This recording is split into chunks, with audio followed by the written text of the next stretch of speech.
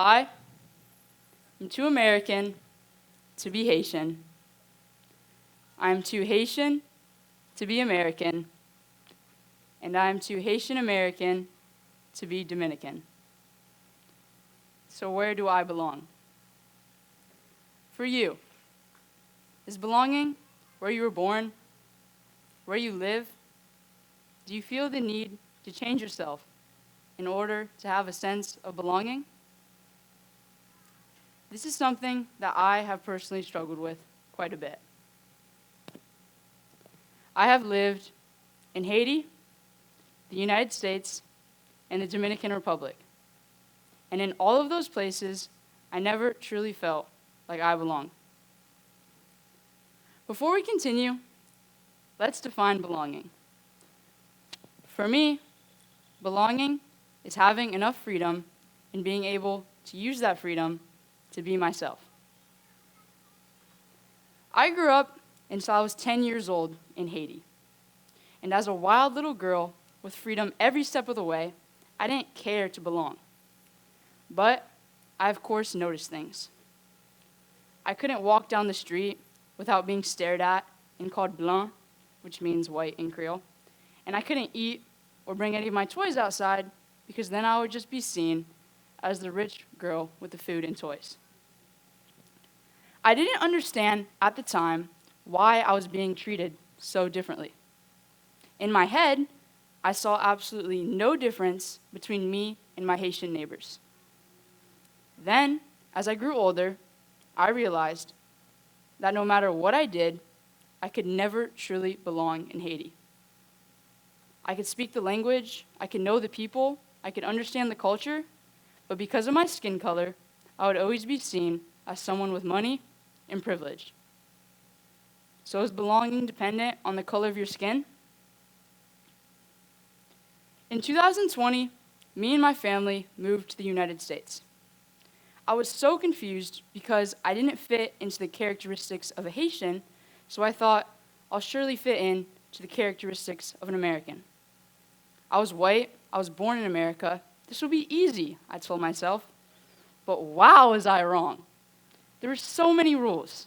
Helmets for riding bikes, lifeguards for going in pools, and you had to follow the street signs? Like, what? I was constantly feeling so much pressure just to do what was seen as normal and nothing out of the ordinary. I remember my first day of school. At around 8:30, this speaker in the ceiling came on. I stood up with my class, and I watched as they all placed their hand across their chest, turn to face the United States flag in the corner of the classroom, and start to recite the Pledge of Allegiance.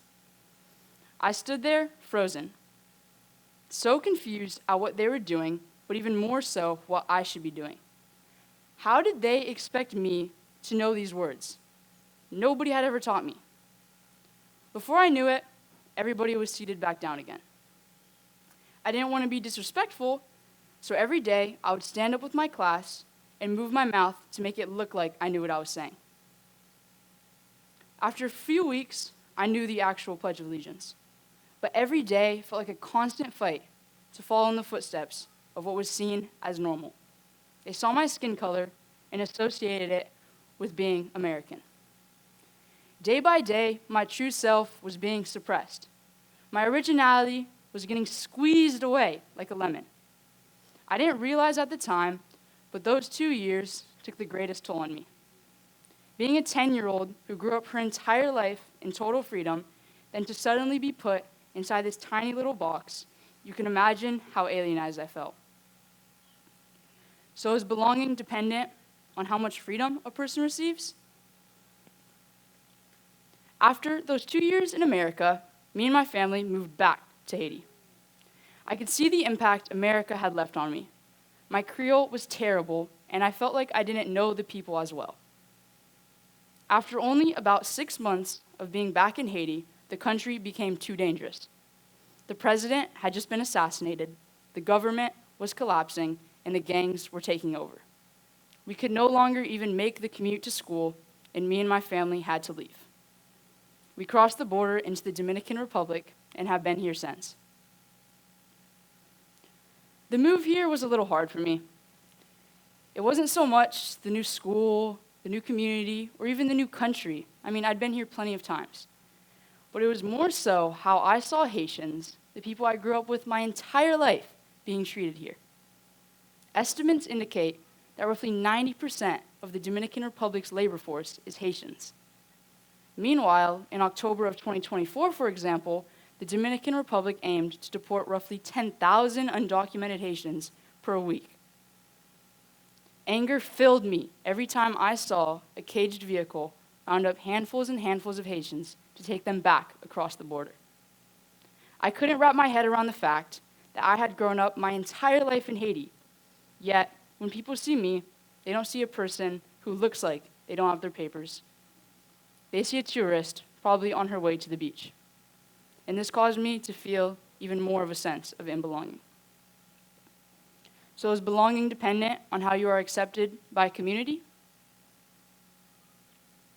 If you look up on Google the definition of belonging, it will say something like, belonging is a sense of fitting in, feeling like you're an important member of a group. And while yes, putting it simply, this is what belonging means.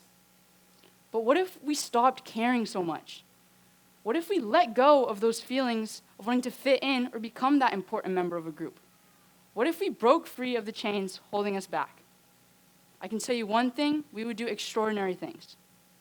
Just think of anyone in history that saw the corrupt ways of this world and worked to change them. Those people were beaten, threatened, and told countless times to stop. But what if they did? What if they said, right then and there, that they were just going to submit to the corruption and let it happen? Those stories would be very different now, wouldn't they? Or just think back to that one person in your life who did something that you thought was strange. Maybe it was truly strange. Or maybe you are so busy marching along like everyone else that you didn't know what to do when someone wandered out of formation to smell the flowers. And doing this is hard, but why not? Why not take off our sandals of comfort and belonging and let our feet feel the ground? Go climb that tree or run through that pasture or jump into that muddy puddle. Belonging is like a nice long road. While you're on it, it's nice. Until you come up to the fork in the road and you have to make a choice. Which road are you going to take?